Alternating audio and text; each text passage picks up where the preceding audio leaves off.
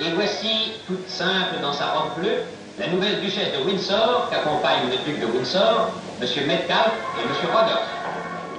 Nous sommes en 1937. Édouard vient d'épouser Wallis, roturière américaine et déjà 2 fois divorcée. Le duc, pourtant promis au trône d'Angleterre, a renoncé à la couronne pour épouser celle qu'il aime. Il aurait pu prendre une autre femme officielle et la garder dans l'ombre, comme beaucoup d'hommes font, pour en faire sa maîtresse. Et non, il voulait vraiment qu'elle ait le statut d'officielle. Donc il s'est vraiment battu pour elle jusqu'à renoncer à son règne en fait. Le prince Charles avec Lady Di, c'est vrai qu'il a épousé donc la princesse Diana, mais on sait maintenant aujourd'hui que dans l'ombre, il avait Camilla, ce qui n'est pas le cas avec Édouard. La situation de l'américaine l'empêchera d'ailleurs de se marier en blanc. Wallis ne pouvait pas porter le blanc étant donné qu'elle était 2 fois divorcée. Et la couleur qui a été choisie est le bleu.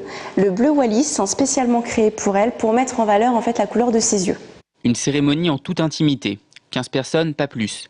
Et aucun membre de la famille royale dans l'assemblée. On est loin du faste de la cérémonie d'aujourd'hui. Quelques produits dérivés dont les Anglais raffolent ont quand même été fabriqués, mais ce mariage historique passionnait déjà la presse du monde entier. C'est la presse américaine qui a commencé à parler de la liaison de Wallis et Édouard. La presse anglaise est restée très discrète le plus longtemps possible. Et puis quand le mariage s'est fait quand même, le côté quand même très romantique, puisque les Anglais ont été très marqués par le discours de renonciation au trône d'Édouard, où il termine par ces mots « Je renonce au trône parce que je ne peux pas régner sans la femme que j'aime ». Très belle, toute femme rêverait d'entendre cette réplique.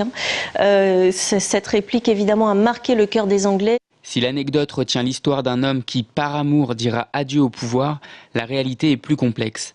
La famille royale doutait de la capacité de ce prince à la réputation plutôt frivole à diriger un pays. Elle craignait notamment qu'il se rapproche de l'Allemagne.